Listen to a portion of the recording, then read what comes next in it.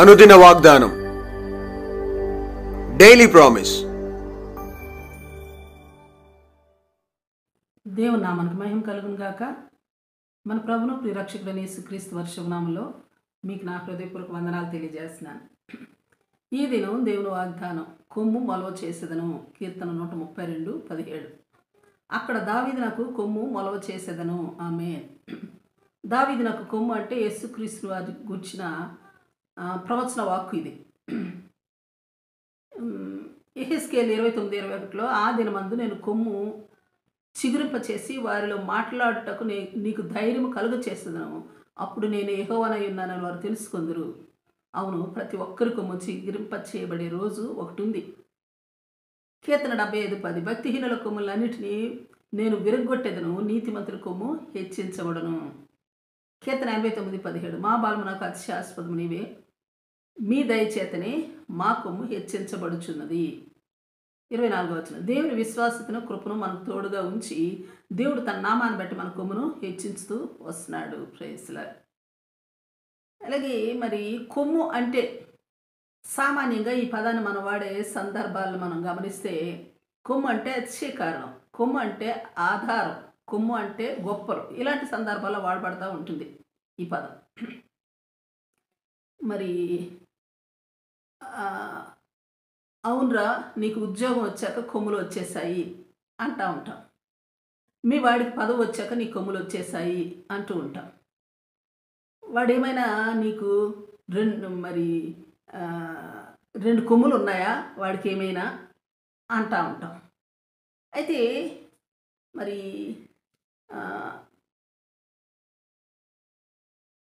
మన యేసయ్యకి ప్రకటన 5:6 ఆ గొర్రె పిల్లకు 7 కొమ్ములుండెను అని తను చూసిన పరలోక దర్శనంలో యోహాను భక్తుడు చెప్తా ఉన్నాడు. అవును, మన అతిశయ కారణమైన ప్రభు అయిన యేసుక్రీస్తు వారే మన అతిశయ కారణం. అంతేకాదు, మన కష్టాల్లో, శ్రమల్లో, దుఃఖాల్లో, శోధనలో, బాధల్లో, రోగాల్లో, యుద్ధాల్లో ఒకటేమిటి, అన్ని సమయాల్లో ఆశ్రయమైన దేవుడు మన గొర్రెపిల్లే అయిన యేసుక్రీస్తు వారు. ఆశ్రయదుర్గము, కోట, కొండ ఆయన వాడు, మన దాగుచోటు ఆయనే. పరిశుద్ధతలో, పవిత్రతలో, నీతి యథార్థతలో, సత్యంలో, సమాధానంలో, కృప మహిమలో, ఆదరణలో, ఆలోచనలో, ఇలా అనేకం మనకు అతిశయ కారణము గొర్రెపిల్ల యేసుక్రీస్తు వారే. రక్షించుట్లో, కాపాడుట్లో, భద్రపరచుట్లో, పరిశుద్ధపరచుట్లో గొర్రెపిల్లే మన అతిశయం. పాపక్షమాపణలో, విడుదలనిచ్చుట్లో, విమోచించుట్లో గొర్రెపిల్లే మన అతిశయ కారణం. మన కొమ్ము ఆయనే. బలమును శక్తినిచ్చుట్లో ఆయనే మన కొమ్ము. మోక్షం నాకు మార్గాన్ని తెరిచి, మోక్షానికి మార్గాన్ని ఇచ్చి అందులో ప్రవేశింప చేయట్లో ఆయన ఆశ్రయము. మరి గొర్రెపిల్లే మన కొమ్ము, మన ఐశ్వర్యము, మన మహిమ, మన ఘనత, మన ప్రభావము. నాకు కొమ్ము కాసేది గొర్రెపిల్లే. అవును, మన గొర్రెపిల్లకు 7 కొమ్ములు ఉన్నాయి. Praise Lord. మరి ప్రకటన గ్రంథకర్త చెబుతా ఉన్నాడు ఈ మాట. ఈ సందర్భంలో మరో ప్రాముఖ్యమైన విషయం జ్ఞాపకం చేసుకున్నట్టు చాలా అత్యవసరం. ఏమంటే కీర్తన 69:30-31 చూస్తే, కీర్తన 69:30-31 చూస్తే, కీర్తనలతోనూ నేను దేవుని నామమును స్తుతించెదను, కృతజ్ఞతాస్తుతులతో నేను ఆయన్ను ఘనపరచెదను. ఎద్దు కంటెను, కొమ్ములను డెక్కలను గల కోడి కంటెను, అది యెహోవాకు ప్రీతికరము.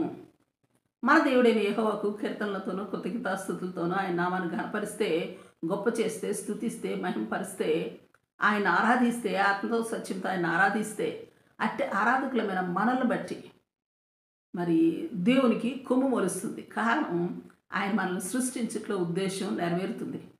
మన కొరకు ప్రభువుని ఈ లోకానికి, ప్రభువారి లోకానికి వచ్చిన మరి పరమార్థం నెరవేరుతుంది. సాతాను కోట గోడలు కూల్చబడతాయి. మన దేవాది దేవునికి ఒక దుర్గము స్థాపించబడుతుంది. మరి మానవాళి యొక్క నిజమైన ఆరాధనలోనే దేవాది దేవుని మరి ఆనందం దాగి ఉంది.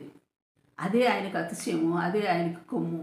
ఈ మాటను తలంపుకు రాగానే మరి మన హృదయాలు ఆనందంతో ఉప్పొంగకుండా ఉంటాయా? Praise Lord. అవును, అందుకే మన కొమ్ము, మన అతిశయ కారణం అయిన మన దేవునికి, దేవాది దేవునికి మనమును ఒక కొమ్ముగా ఆయనకి అతిశయ కారణంగా నిజమైన ఆరాధన పూర్ణ బలంతో, పూర్ణాత్మతో, పూర్ణ శక్తితో, ఆత్మతో, సత్యముతో ఆరాధించి మనకు కొమ్మును మొలవ చేసిన వానికి మనమును కొమ్ముగా మొలిచి మహింపరుద్దామా? అవును, ఆమేన్. ఒకనాడు యోబు సాతాను ముందు, పరలోక సైన్యము ముందు దేవునికి అతిశయకారణంగా నిలిచాడు. అబ్రహాము దేవునికి స్నేహితుడిగాను, దావీదు దేవునికి హృదయానుసారుడుగాను, మోషే దేవుని ఇల్లంతట్లో నమ్మకస్తుగాను, మరి శరీరధారిగా ఉండిన దినాల్లో యేసుక్రీస్తు వారైతే దేవునికి ప్రియమైన కుమారుడిగాను అతిశయకారణంగా ఉండినారు. వీరంతా దేవునికి కొమ్ములుగా ఉండినారు. మరి మన పరిస్థితి ఏంటి? పరిశీలించుకుంటూ ప్రార్థన చేసుకుందాం. ప్రేమ నమ్మకం కలిగిన మా పరలోకపు తండ్రి, నీ పరిశుద్ధమైన నామానికి స్తుతులు, స్తోత్రాలు దేవా, మమ్ములను ఈ లోకబంధు సాతాను ముందు అతిశయించదగ్గ కొమ్ములుగా మరి మాలో మొలిపించి మమ్మును బట్టి లోకానికి, సాతానికి ఒక సవాలు మరి విసిరే అతిశయ కారణముగాను, కొమ్ములుగాను, ఆనందించదగ్గ ఆరాధికులుగాను మేము నీకు ఉండునట్లు మాకు మీ కృప మెండుగా అనుగ్రహించమని బ్రతిమలాడుకుంటూ యేసుక్రీస్తు వారి నామం ప్రార్థించుకుంటున్నాం తండ్రి. ఆమేన్. Praise Lord. రేపు మరొక వాగ్దానంతో మనం కలుసుకుందాం. ప్రతిరోజు ఉదయం 6 గంటలకు ఈ కార్యక్రమాన్ని వీక్షించగలరు. తిరిగి మళ్ళా రేపు ఉదయం కలుసుకుందాం. దేవుడు మిమ్మల్ని దీవించును గాక.